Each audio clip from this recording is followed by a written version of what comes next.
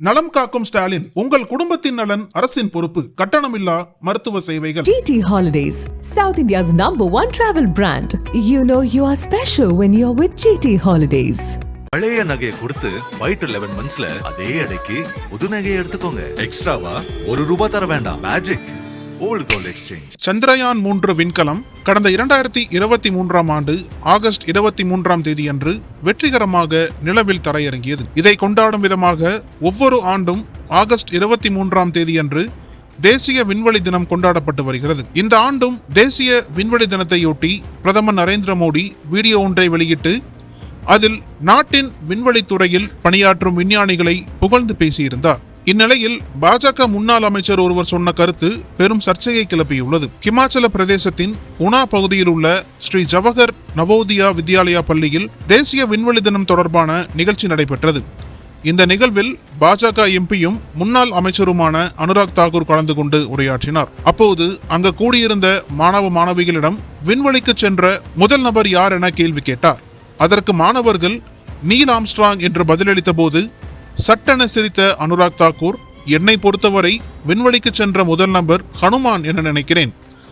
பிரிட்டிஷாரால் நமக்கு வழங்கப்பட்ட பாடப்புத்தகங்களை தாண்டி நமது வேதங்கள், நமது கலாச்சாரம், நமது அறிவை நோக்கி அதிகம் படிக்க வேண்டும் என பேசியிருந்தார். பாஜக எம்பி அனுராக் தாக்கூரின் இந்த சர்ச்சை பேச்சுக்கு எதிர்க்கட்சிகள் கடும் கண்டனங்களை தெரிவித்து வருகின்றன. இது குறித்து திமுக எம்பி கனிமொழி தனது எக்ஸ் பக்கத்தில் அனுராக் தாக்கூர் பள்ளி மாணவர்களிடம் நிலவில் முதலில் கால் வைத்தது நீல் ஆம்ஸ்ட்ராங் அல்ல, ஹனுமன் என சொல்கிறார்.